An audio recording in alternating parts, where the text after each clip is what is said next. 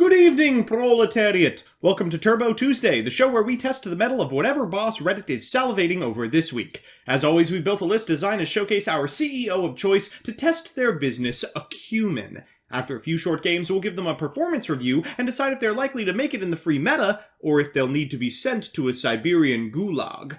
Today's bosses come from the world of entertainment duelists and occasional playmaker arm candy, Goki and Marincess. One of these two just had an unbelievable showing at this weekend's PPG, and the other's been suspected to be playable for months. But which will escape a horrible fate at the hands of the workers of the world? But before we check out today's corporate stooge, a word about our sponsor. This video is sponsored by YGOPRODeck, the best online site for database searching, deck building, and strategy articles, all conveniently located at www.YGOPRODECK.com. The first of our value-skimming brainiacs is Goki the Giant Ogre. This creature can be crafted with 3 or more Goki monsters, and both cannot be destroyed by battle, and is unaffected by the activated effects of your opponent's monsters with attack less than or equal to this card. When your opponent activates a card or effect that targets this card, or a monster this card points to, you can make this card lose exactly 500 attack, and if you do, negate the activation. Once per turn, if the card's attack is different than its original attack, you can make this card gain 1000 attack until the end of the turn.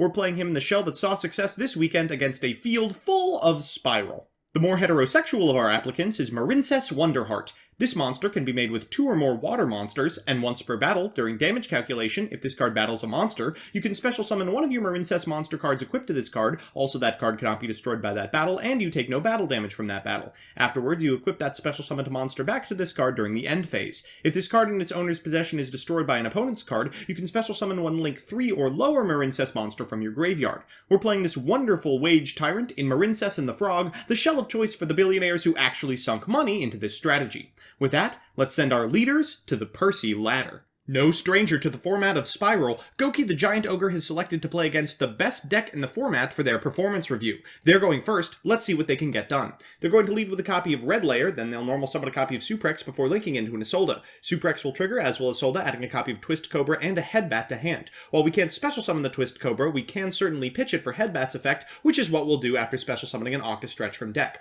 We'll trigger both the effect of Octastretch and Headbat after link summoning a copy of Jet Ogre, then firing a rematch to bring back both Headbat and Suprex. We'll link 4 away for Goki the Giant Ogre, trigger both Jet Ogre and Giant Ogre's effect before equipping it with a Phoenix Blade so its attack is permanently different than its normal. We'll activate its effect in standby phase. Our opponent will activate the Grave effect of Assault, they'll activate Master Plan, but with the Droll and Lockbird in our hand, that's the end of their turn. This deck also has amazing follow-up. We'll fire off a Reinforcement of the Army, then activate Assault again for 1, getting a copy of Goki Octastretch from deck. We'll normal summon a copy of Neospace Connector, going into Dolphin and Nightmare Phoenix. We'll trigger the Grave effect of Octastretch and rematch back 2 monsters from our graveyard to Twist Cobra and Headbat, before making Cerberus and destroying this copy of Master Plan. We'll trigger the effect of Headbat and Twist Cobra, they just keep on floating! And then we will take a card out of our opponent's hand with Aqua Dolphin. 4300 is the number to beat, and Drone is far under it. We'll go ahead and special a Headbat before going into Appaloosa and attacking for 5100 and exact lethal.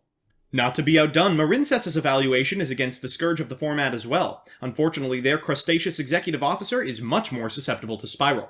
We're going to lead with a copy of Marincess Blue Tang, we'll activate the effect, and then send a copy of Seahorse to the graveyard, special summoning a Blue Slug, bringing back the Seahorse and triggering the Grave effect of Blue Tang, which actually finds something for the first time since I started playing this deck. We'll then special summon a copy of Seahorse, go into Sea Angel to get a Battle Ocean, and special summon a Mandarin from our hand, link summoning a copy of Coral Anemone, bringing back this copy of Seahorse, link summoning a Crystal Heart, and making Wonder Heart. We'll trigger the effect of Battle Ocean and the Grave effect of Coral Anemone to bring back this Blue Tang, we'll set a copy of Wave, and dare our opponent to break our board.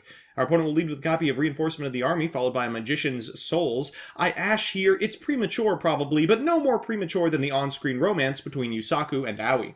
They'll then Super Agent, will activate Wave in response. Our monster is now immune to interaction. They'll activate Where Art Thou and normal summon a copy of Quick Fix. Afterwards, they'll activate Big Red, bringing back this copy of Master Plan. Oh boy. They'll then go into Double Helix and trigger the Grave effect of Quick Fix by discarding this copy of Rescue.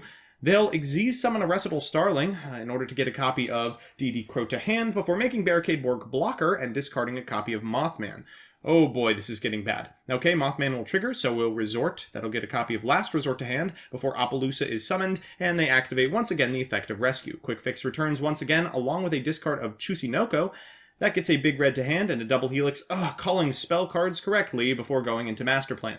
They'll use Master Plan to get, yet another copy of Rescue, destroying our copy of Battle Ocean, and they found the MST. Well, now we're going to have a problem. They'll link summon a copy of Nightmare Griffin and bring back this copy of Reinforcement of the Army. The important part is that a rescue is in the graveyard. They're going to reborn a copy of Nightmare Phoenix and activate Rescue, bringing back the Drone. They'll use Drone's effect, then Sleeper's effect. Thankfully, my monsters are unaffected. They'll attack into my monster and then use the damaged step effect of... Wow, I can't believe Drone does that. Well, we'll use Wonderheart a couple of times and blank most of the damage coming our way, but we can't discard our entire hand to it. At end phase, it's re-equipped, of course, and they'll shuffle one monster back into the deck. We have to figure out a way to break this board, not just survive. We're going to activate Seahorse's effect, that fiends an Appaloosa. Well, okay, maybe we can add the wave back to hand, and no, that's a no, too. Well, we can special a Swap Frog at least, and that's what really counts. They'll blow up our board, which is not ideal, but Wonderheart does have a graveyard effect and floats into a copy of Coral Anemone, adding a copy of Blue Tang back to hand. Unfortunately, Nightmare Phoenix means that I'm not even going to be able to destroy the Appaloosa, just do 2,000 to my opponent. They're going to go for Double Helix and unfortunately call it right again. Afterwards we'll draw and lock them, but it's too little too late. They're going to tough, destroying my last remaining monster. It does float into the Battle Ocean back in hand, but that's not enough. They'll make Boral Sword attack directly for 19, for 25, and for well over lethal. Well, we're back. And just how did the Petit Bourgeois perform? Let's consult our super scientific metrics above.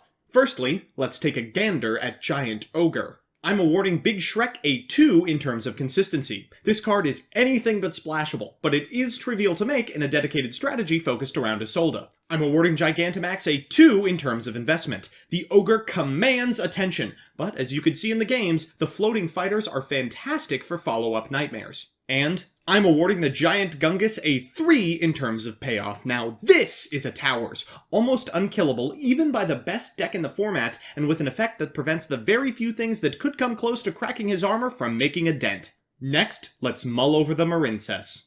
I'm awarding the Avatar of Friendship and all that junk a 1 in terms of consistency. Not only does this monster demand a specific build, there are very many hands that can't even manage this monstrous Marincess.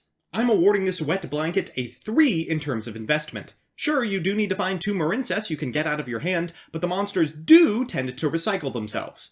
And I'm awarding Marincess Stinted Heart a 2 in terms of payoff. It's an incredibly troublesome card to remove, but Mystical Space Typhoon does get you most of the way there. With that said, my final verdict is... Congratulations to Goki the Giant Ogre! Apologies to Blue Angel, but we value results, and results go the way of go.